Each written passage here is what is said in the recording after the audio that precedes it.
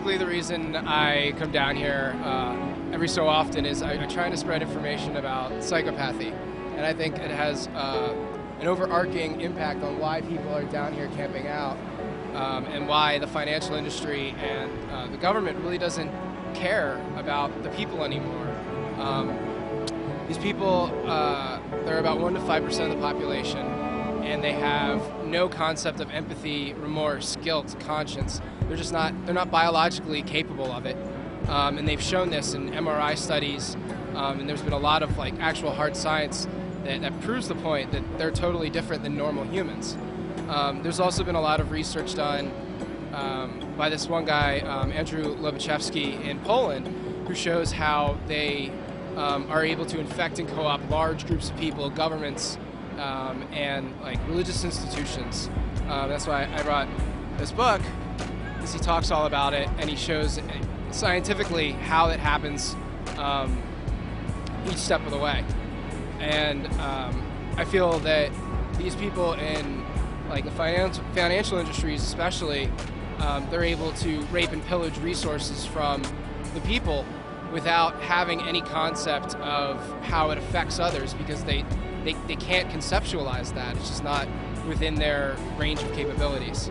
And when we see institutions like the Catholic Church and how they handle pedophilia, for example, it's another instance of that type of conscienceless, remorseless being infecting and taking over a large group, and effectively, distorting what the original purpose of the institution was supposed to be.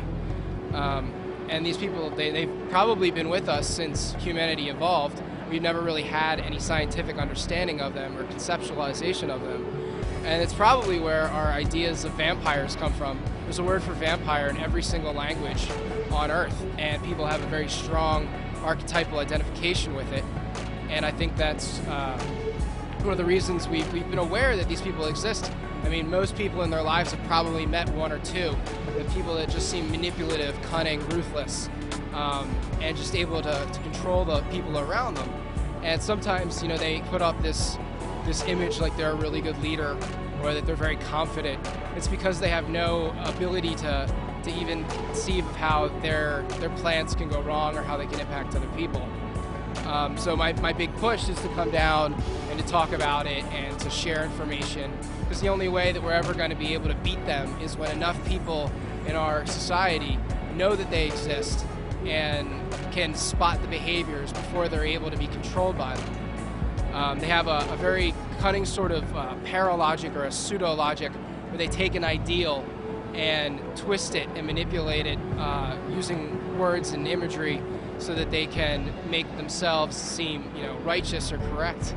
And when they do that, they can take in large groups of normal people, because people are very often identified with either a Christian ideology or an economic ideology or a political ideology, and any of those ideas can be effectively co-opted by this conscienceless, remorseless type of person or a group of those type of people, and use it to manipulate large groups of people. I think this is a really good example of what happened to the Republican Party, for example, because now we see Fox News and those kind of institutions that are always pushing this twist of truth, where they distort the meaning of, especially an event like this, where they come in and they, with broad strokes, paint a picture that's just not accurate, and large groups of people who aren't able to take the time to come down here and talk to people and see it for themselves are taken in by it.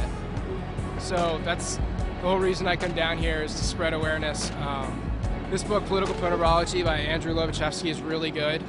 Also the works of Robert Hare, Snakes in Suits, is a very effective one at showing how they can co-opt large corporations, how they get in, how they can climb the corporate ladder. And I think his work's a really good way of understanding that. Also, just any reading on psychopathy, or it's psychopathy, sociopathy. There's different ways to describe the condition, but until we as a society have a very broad understanding where we can identify the behavior and refuse to tolerate it and participate in it anymore, we're still going to be able to be manipulated by them. So until we understand that point, I don't think there's any way we can effectively move forward with a system that's still controlled by psychopaths. They have a very charming personality. They're very likable. They come across as excellent conversationalists. They have a mask of sanity, which was a book actually written by Hervey Cleckley, who first started giving it scientific analysis back in like the 50s and 60s. But it's basically a personality mask that they wear, which makes them appear like any normal person. So they can effectively mimic our normal emotional responses without actually having them. So we think that, you know, we're talking to a normal person when in fact they're actually, you know, a consciousless being who just has this mask over their face and their personality that effectively blocks us from understanding what they really are. They're very manipulative and cunning. They're natural liars. They have a tendency to, they can actually fool polygraphs because polygraphs are based on a natural human response to lying. We feel anxiety when we lie. Psychopaths do not, because they have this weird thing where they can believe whatever it is that they're saying. They are thrill seekers, so it kind of makes sense with this whole like financial speculation attitude, especially on Wall Street, how they would go in and just you know repackage bad mortgages and sell them to other people and totally flip them and then make huge hordes of money. It kind of makes a sick sort of sense that that's the type of person that would be able to do such a thing and then convince somebody to let them get away with it. So just to have it keep going like this, it seems evident to me at least that they have a huge network with a lot of money involved, and what people that are involved in it aren't actually psychopaths become like them themselves because they're getting rich, they don't really care. But yeah, primarily the trait is that they have no conscience. They have no ability to empathize. The only emotions that they're really capable of feeling are proto-emotions like frustration, anger, jealousy, and a want or a hunger for whatever it is they desire. That could be sexual gratification. Some of them are just like parasites. They live in their parents' basement their entire lives playing video games because that's all they want to do. There's also a huge variety in psychopathy. Some of them end up serial killers, rapists, and they end up in prison. But a lot of them, the best of them actually, are able to become priests, doctors, politicians. I think George W. Bush